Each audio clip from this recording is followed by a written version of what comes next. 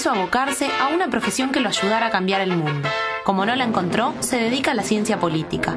Actualmente es admirado por sus conocimientos sobre arte, historia, comunicación, política y etcétera. Más que nada sobre etcétera, cuestión en la que se ha venido especializando. Con ustedes, Emiliano Tuala.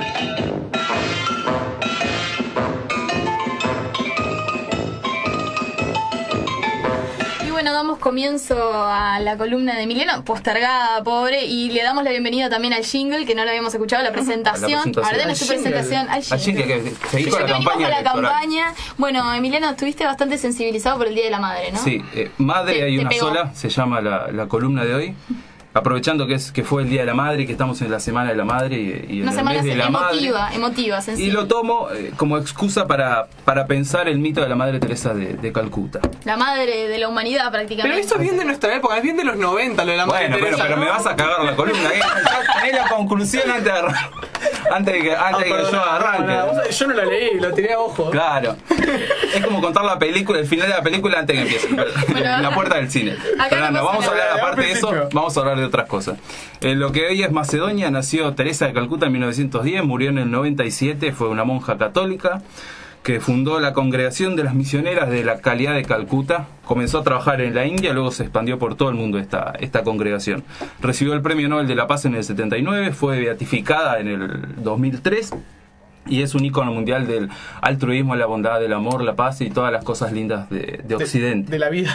Representa todo lo bueno que tiene la vida. Su figura la vamos a analizar a partir de tres partes. Primero vamos a hablar de la religiosa extrema. Vamos a hablar después de la construcción del ícono para luego pensar la calidad más un poco en general. A ver. La religiosa extremista.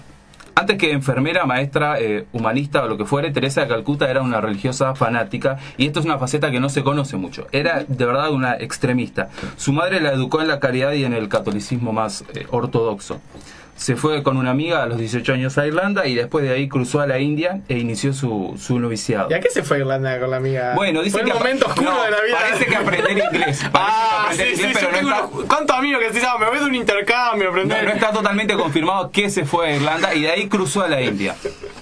Bueno, la trasladan a Calcuta en el 31 y ahí observa terribles situaciones de pobreza, hambre y violencia. En el 46 estaba dirigiendo un colegio religioso y parece que recibió el llamado de Dios, que es esto es un recurso literario, es una figura poética, no recibió el llamado de Dios. Claro, no. Dios le dijo básicamente que se tenía que empezar a ocupar más de los pobres.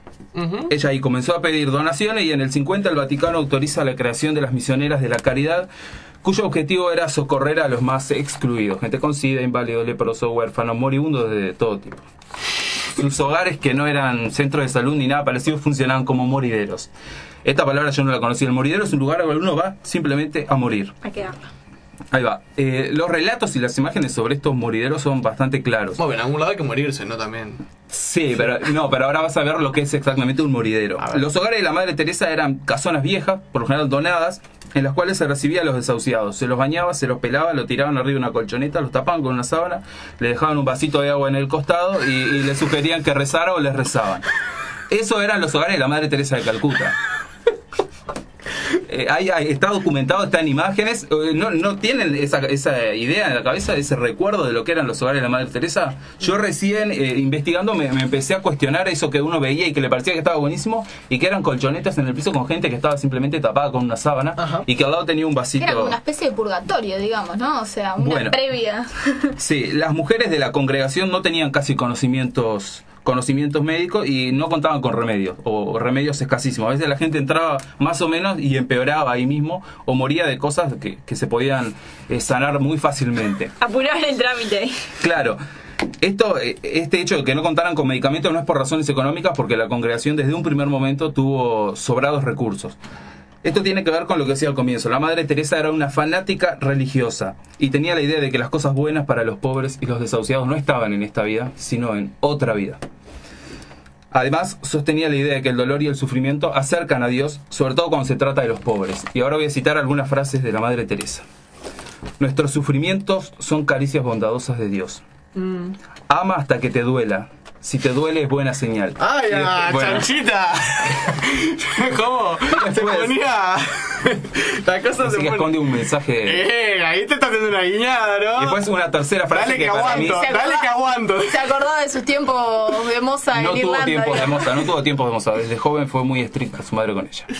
Y una tercera frase que dice: pienso que es muy hermoso que los pobres acepten su destino, que lo compartan con la pasión de Cristo. Pienso que el sufrimiento de los pobres es de gran ayuda para el mundo.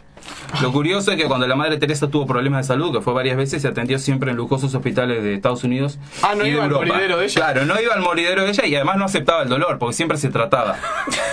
En definitiva, la Madre Teresa se dedicaba a recoger desahuciados de la calle y darle una muerte digna, o lo que ella creía que era una muerte digna, que consistía en rezos y con suerte algo de comida. Por eso la congregación siempre creció, pero sin profesionalizarse demasiado. Ni se recurre aún hoy a la medicina en la medida de lo esperable. El objetivo era básicamente llegar a muchos países, llegar a la mayor cantidad de gente posible con el mensaje religioso. El mensaje religioso era más un mensaje religioso conservador, muy conservador. La Madre Teresa, por ejemplo, sostenía que el SIDA era un castigo divino, se oponía al aborto, a los preservativos y al divorcio. Acá hay que decir que el divorcio, ella encontró una excepción que fue su amiga Lady Di. Le preguntaron por su amiga Lady Di que se había divorciado y dijo, bueno, lo que pasa es que no estaba siendo feliz. Y ahí, bueno, la justificó, como si hubiese otra razón por la cual uno se divorcia, ¿no? Bueno, y esto nos sirve como excusa para pasar al próximo punto, que es la construcción del ícono. Digo esto de la relación de la Madre Teresa con Lady Di. La Madre Teresa, como ícono de humanidad, bondad, amor y etcétera, se construyó y se fortaleció desde una serie de hitos. El primero para mí es el documental y libro Algo Hermoso para Dios, de comienzo de los 70, en el que se muestra su obra y la catapulta a la fama, la obtención del Premio Nobel de la Paz en el 79, su apogeo en términos mediáticos, alcanzado durante la década de los 90, y por último su beatificación en 2003 a cargo de Juan Pablo II. El ícono pudo construirse gracias a un montón de redes que la Madre Teresa logró tejer en el mundo. En lo que refiere a política, supo tener buen relacionamiento con los gobiernos de la India, muy cercana a la Casa Blanca, sobre todo a la administración Reagan, simpatizaba por Margaret Thatcher. Hay un video en el que ella le habla a Thatcher y la dama de hierro llora, es un video verdaderamente conmovedor. Tenía un buen trato con las realezas europeas, amiga de Lady Di, cómplice de la tiranía haitiana de los Duvalier y tenía una buena relación con el régimen comunista albano, a su vez. Solo por mencionar alguna de las amistades políticas copada, más destacadas. Evidentemente era una mina copada, porque tenía buena onda con todo el mundo. Bien, todos los gobiernos antes mencionados le ayudaron económicamente a la madre y favorecieron de una u otra manera el acercamiento de la madre con distintas personalidades. Algunas de ellas un poco oscuras. El caso más conocido es el del estafador Charles Keating, un tipo que se hizo millonario tras estafar a más o menos 20.000 ahorristas en Estados Unidos, un caso muy famoso, y que le prestaba su propio avión privado a la madre y en él la madre hacía sus viajes. A Keating lo detienen y la Madre Teresa le escribe al juez y le pide clemencia para el tipo, diciéndole que era una persona que había hecho mucho por los pobres, y el juez le escribe otra carta y le responde a la Madre Teresa que devuelva la plata que el tipo le había dado, que era plata sucia. La Madre Teresa nunca respondió. Ya está, quedó por esa. Pero las dudas no refieren solo al origen de los dineros que recibía y recibe la congregación, también a su cantidad y a su utilización. El dinero estaría centralizado y ese centro podría ser el Vaticano o Nueva York, pero son solamente sospechas porque hay un gran hermetismo en torno al tema. Lo que surge claramente es que si los establecimientos son pequeños y sumamente austeros, cuando no miserables, ¿a dónde van a parar los millones de dólares de la congregación que recibe año a año y que además los recibe desde hace décadas? Así que tenemos una amplia red de relaciones políticas de primer nivel, grandes apoyos económicos, cuentas poco claras, y a esto debemos sumarle un tercer factor, que es el apoyo mediático. Desde los 70, pero con especial fuerza durante los 90, la Madre Teresa se convirtió en una estrella mediática. Los medios, cada vez más poderosos y globales, la instalaron como una buena universal. Esto lo dice Martín Caparrós. Ella estaba en tapas de revistas, entrevistas, condecoraciones, era prácticamente una estrella pop. Lo cual nos lleva como mínimo a interrogarnos sobre el poder de los medios de comunicación al momento de construir un mito, de favorecer una imagen o destruir otra. Lady Di y la Madre Teresa fueron dos íconos universales del bien durante los 90, lo que decías vos, Mauro, al comienzo. Sí, ambas presumían de cierta amistad y eran la cara bondadosa del mundo capitalista y occidental. Además, por si fuera poco, para fortalecer el mito, las dos mueren con una semana de diferencia. Y ahora, por último, vamos a pensar la caridad un poco más en general. Durante la Guerra Fría, la Madre Teresa se recostó especialmente en el mundo capitalista, pero recibió ayuda de todo tipo. Dictadores centroamericanos, comunistas, estafadores, presidentes yanquis, reyes, etc. Esto le permitió mostrarse como una imagen que estaba por encima del mundo bipolar.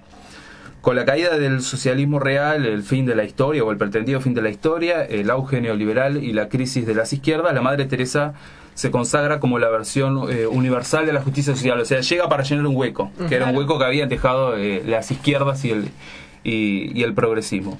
Dado que no cuestionaba a los poderosos ni a las estructuras sociales y económicas, no cuestionaba a los poderosos, no, era amiga de ellos. Y que son quienes generan la pobreza y la exclusión, y que argumentaba además que el sufrimiento de los pobres es necesario y útil. De esto se desprende que su caridad era una defensa del statu quo, de lo establecido. La historia está llena de estos personajes que se dedicaron a la caridad, en el sentido de la limosna, de la ayuda que solo alivia el dolor en el mejor de los casos. Pero pienso que la Madre Teresa fue un ejemplo grosero de caridad y filantropía. Lo fue por lo impresionante y turbio de sus recursos económicos, por los escasos resultados de su obra y también por lo excepcional que fue el respaldo de la maquinaria mediática moderna y global que recibió. Una maquinaria nueva en términos históricos y que se puso al servicio de la formación de una imagen. Pensando en la caridad ya un poquito más en general, si bien la Madre Teresa de Calcuta ya no vive, lo que sí creo que vive y con una fuerza desmedida es la idea de que la limosna y la donación son los gestos solidarios por excelencia. Algunas veces al año la sociedad se paraliza ante algún mega evento recaudador y todos nos sentimos en la obligación de donar 20, 100, 1000 o 10.000 pesos.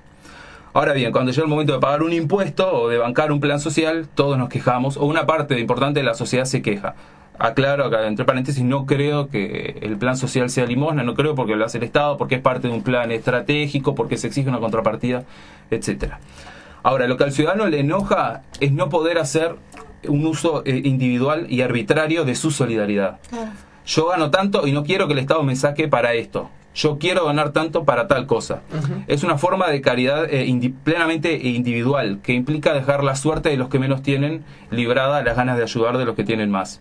Y por lo tanto implica la resignación de los pobres y la naturalización de las desigualdades. Por eso, sobre el final, estaría bueno, pido que reflexionemos sobre las formas de ejecutar una solidaridad más duradera y colectiva. Y para cerrar, una frase de Don Orione, que a mí Don Orione siempre me impresiona por su parecido a Carlos Perciavale. No sé si tiene la imagen de Don Orione, sí, ahí está en el Cotolengo. No, yo comparto, sí. Que le quita autoridad a la frase de Don Orione, es su parecido a Perciavale. Pero la frase es: solo la caridad salvará al mundo. Es algo que dijo Don Orione, y yo diría que la caridad solamente dejará al mundo tal cual está. Maravilloso, toda la... Me las ingenié para meter esto, creo que en 5 minutos. No, excelente. No, y aparte en realidad dejás una punta que ha sido una de las grandes discusiones en los últimos años sobre el tema de la caridad, la no caridad. Cada vez que surgen eventos de caridad, como es de repente, Un Techo por Mi País y la recaudación que realiza, o Teletón y la recaudación que realiza, se cuestiona mucho hasta qué punto es válido realizar una donación o no, o hasta qué punto el Estado no debe encargarse de esas áreas, o hasta qué punto también, como pasa con Un Techo, cuando se trata de lo voluntario, digamos... Con techo. Con techos.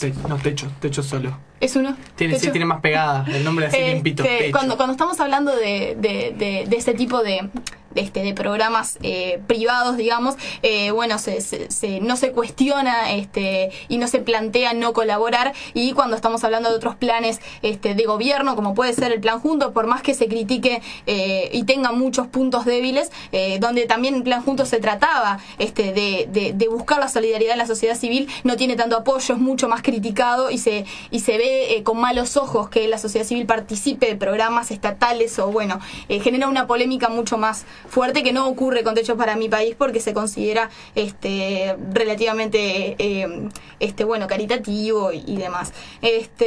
Otro debate que me parece interesante que se introdujo en la columna fue eso de los privados direccionando sus recursos para cierto rubro de política, ¿verdad? Por ejemplo, estamos cansados de ver de repente que las cámaras empresariales financian un liceo como el Jubilar o el Impulso, cuando en realidad eso le significa a los privados una exoneración impositiva, ¿verdad? Claro. Y que ellos mismos sean quienes deciden qué hacer con los recursos, que de otra manera, si no se hubiera dado esa exoneración, hubieran ido a rentas generales y el Estado hubiera sido quien decidía a dónde direccionar, a dónde entendía mejor que tenían que ir esos recursos económicos. Me parece que está bueno también debatir si es positivo que los privados decidan de esa forma tan arbitraria para dónde quieren que vaya su contribución, o que en realidad tiene que ser el Estado, que es el que tiene más herramientas para decidir a dónde entiende que más útil que vayan, ¿verdad? Y ese tema siempre de los criterios de selección, ¿no? Digamos que cuando uno siempre llega al punto en el cual cuando se construyen servicios públicos, uno siempre, el Estado tiene que velar por el conjunto de la ciudadanía, y cuando se dice, bueno, cuando se quiere mejorar, vos traías el caso de la educación, o se quiere mejorar la educación pública, el Estado no puede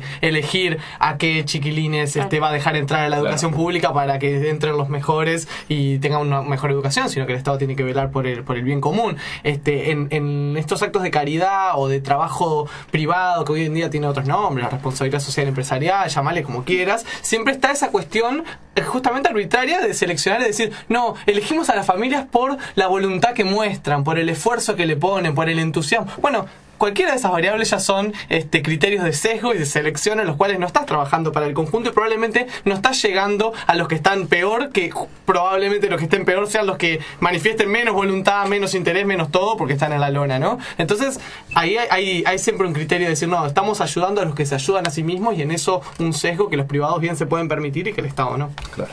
Debo confesar, igual cerrando ya el programa, porque nos hemos ido de horas, ya son más de las 11. No conocía, no tenía idea en realidad de lo que era esta figura de Madre Teresa de Calcuta. Yo era muy chiquita cuando murió, y en realidad como era... para adelante, ¿no? No, como era... No. Era bien de niño. No, pero bien de niño querer a la Madre Teresa.